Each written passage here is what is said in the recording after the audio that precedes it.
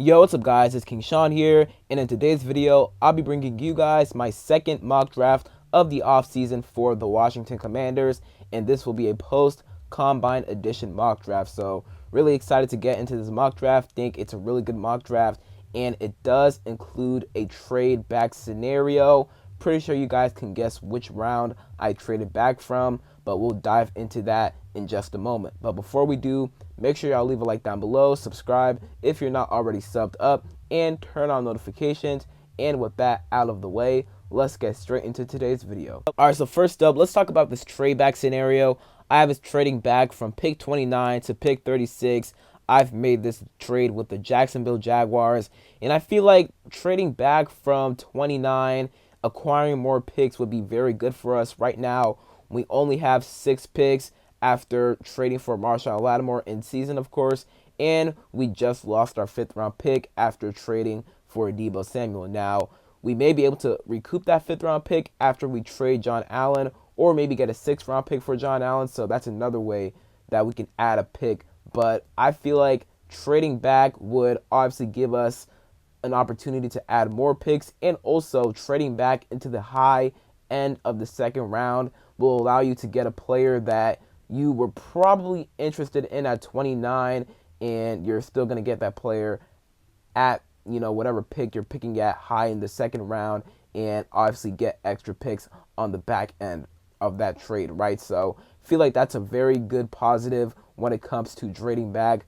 from the 1st round into the 2nd round, right? So this is the trade scenario right here.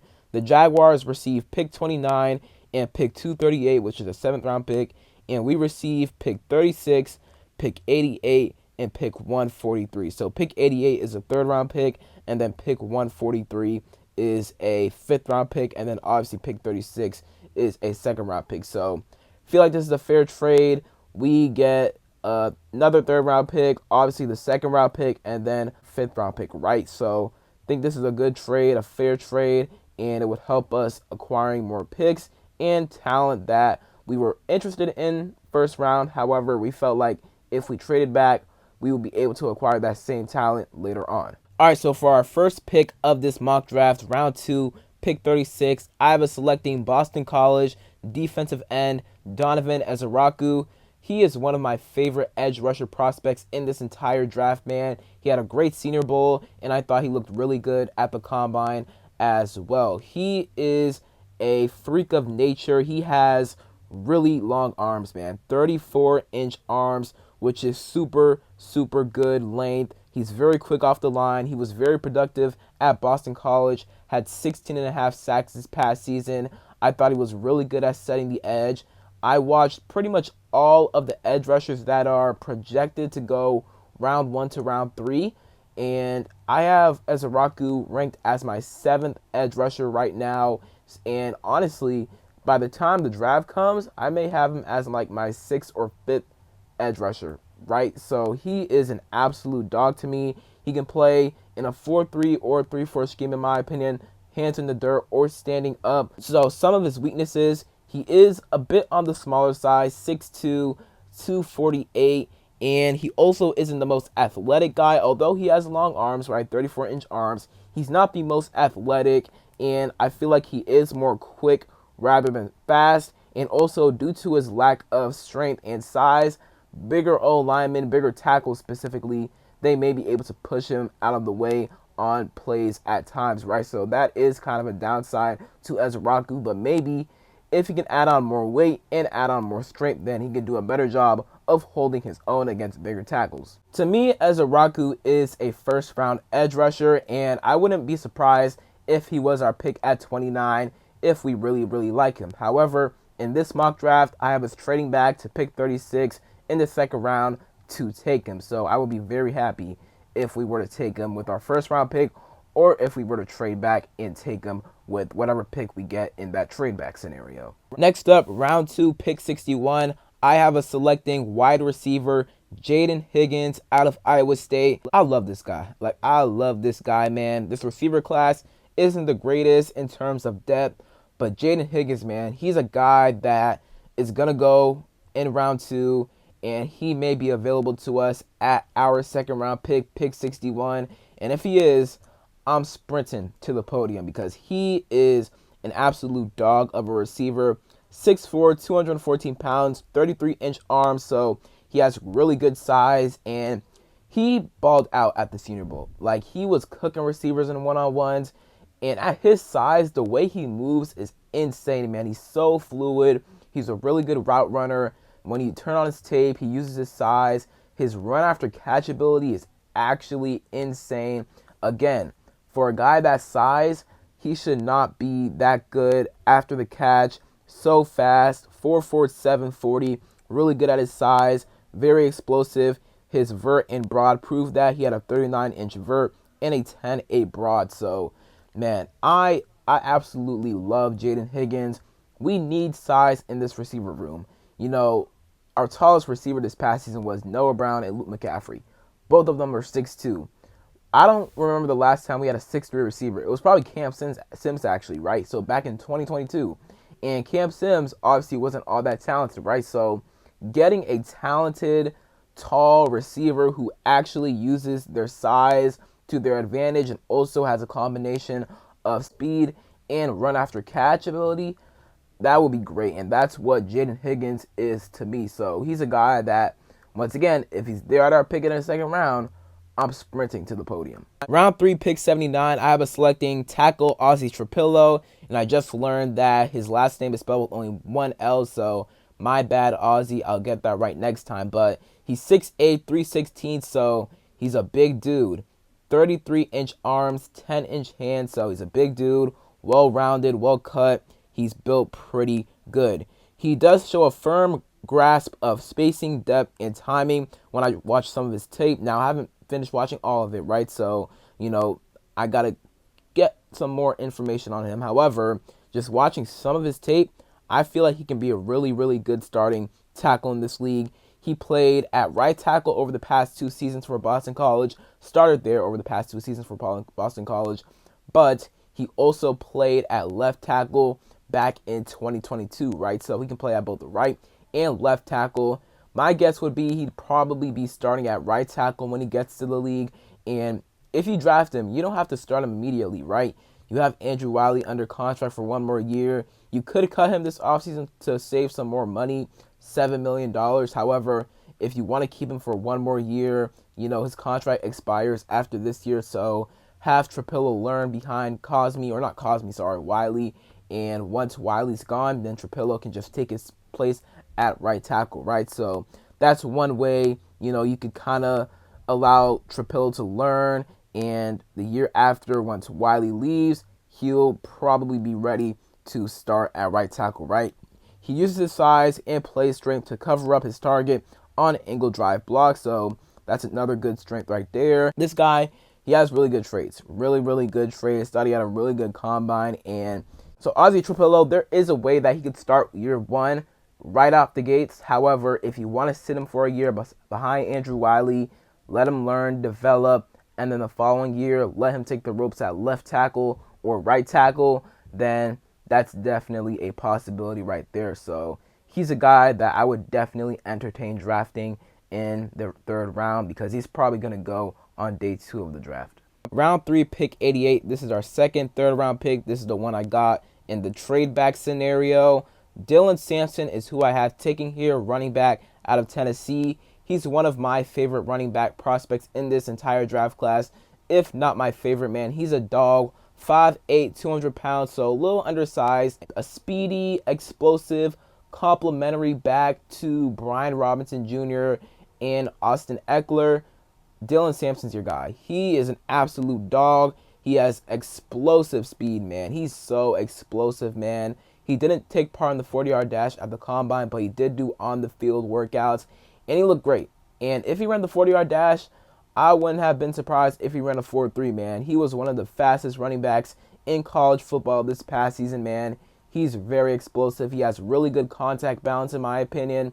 At times this season, I saw him get, bounce around a couple of times, and he just took that contact, stood on his feet, and picked up a couple extra yards, right? He also has really good vision, in my opinion, man. So Sampson, man, he's a guy that, once again, you want a complimentary back, he could be your guy in the 3rd round or even 4th round, right? Because this running back class is loaded, right? So a team may not feel the need to take one of these backs really high because it's a loaded class. So you'll be able to find a back later on. So I could see Sampson, although very talented, he could fall to like the 4th, maybe even 5th, but he could fall to the 4th round because of how stacked this running back class is. Now, some of his weaknesses, like I just mentioned, 5'8", 200 pounds, so a little undersized. Also, ball security, a little bit of an issue this past season, 4 fumbles, which is not amazing. You look to see that decrease, though, and then he is not the greatest catching out of the backfield, right? Which, you know, it's fine. We have Austin Eckler who can catch it out the backfield, right? Brian Robinson, he can do a little bit of it as well, but Austin Eckler is our main receiving back, right? So we don't really need a guy to come in here and be a really good receiving back, right? So I'm not very worried about that with Dylan Sampson at all. Once again, though, Sampson, he is one of my favorite backs in the class, and if he's available around this round 3, round 4 range, and we don't have a 4th right now, however, if we acquire one and Sampson's available, hey man, I would definitely go ahead and draft him because he's an absolute dog at the running back position. Round 5, pick 143, I was selecting Texas D tackle Alfred Collins. This guy is a phenomenal run defender, man. You run at him, good luck, because you're gonna at least make it back to the line of scrimmage, man. You can't run at this guy, man. He had 27 run stops last year, 2024, man. He's also a big dude, man. 6'6", 332, 34-inch arms, 10-inch hands. That is really good. Like I just said, he is already phenomenal as a run defender, and he has the tools to become a pretty decent pass rushing D tackle as well. But for us, we need a guy in the interior who can stop the run very well and can blow up runs, and getting a guy like Alfred Collins, man, can really, really help with that. Now, this D tackle class is stacked, and a guy like Alfred Collins could have gone 3rd round maybe in a less stacked class. However, don't be surprised if he falls to the 5th round because of how stacked this D tackle class is, and if he does, hey man, I definitely pounce on him. Collins provides a skill set that we need in this D tackle room, in my opinion. Great at stopping the run and has upside, the tools to be a very, very good pass rushing D tackle as well. So taking a chance on a guy like Alfred Collins in the 5th round, adding a skill set like him to the D tackle room would be a great addition through the draft, in my opinion. Round 6, pick 207, I have a selecting safety RJ Mickens out of Clemson. We need a safety with free safety range, in my opinion, and I feel like RJ Mickens would provide us with that, man. Derek Forrest, he's a free agent this offseason. Percy Butler, he's on the roster for 1 more year, but he isn't great. So getting a 3rd guy in the safety room to go along with Quan Martin and Jeremy Chin, who we're probably going to re-sign, feel like getting a guy like RJ Mickens in the 6th round would be a good, really good addition, in my opinion. And he probably won't start right away or get a lot of snaps right away. A 6th round pick, however, he can develop into a guy who gets a lot of playing time, in my opinion. 6 foot, 199, 32-inch arms. He had a really good combine performance, 4.49 40-yard dash, which is really good for a safety, 41.5 vert with a 10-1 broad.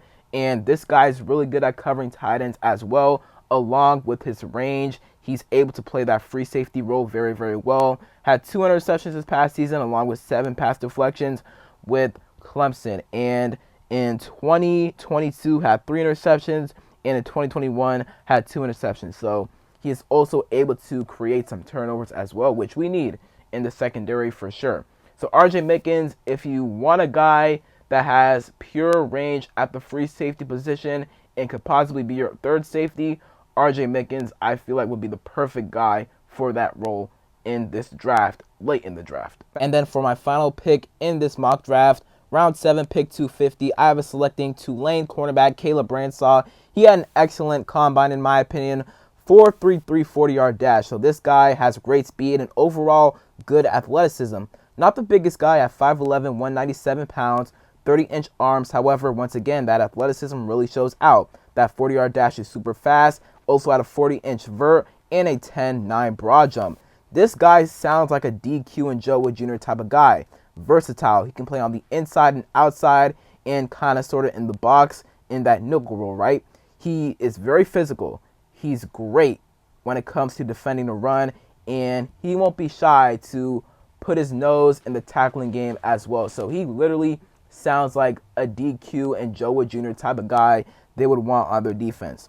Now, one of his main concerns is his man coverage, so that's definitely something he has to improve on. To me, this will be a really good add to our cornerback room. We need more depth, and adding a guy like Ransaw, he'd be able to contribute to special teams very, very early on, and as you continue to develop him, he may be able to become a decent starting cornerback wherever you decide to put him, right? So he's a guy that I'd definitely be interested in at the cornerback position late in the draft. So that is it for this post-combine mock draft 2.0. Hope you guys enjoyed. If you did, leave a like down below, subscribe if you're not already subbed up, comment down below your thoughts on this mock draft and what your mock draft would kind of look like around this time of the year, post-combine and pre-free agency. And other than that, it's Mickens and I'm out. Peace.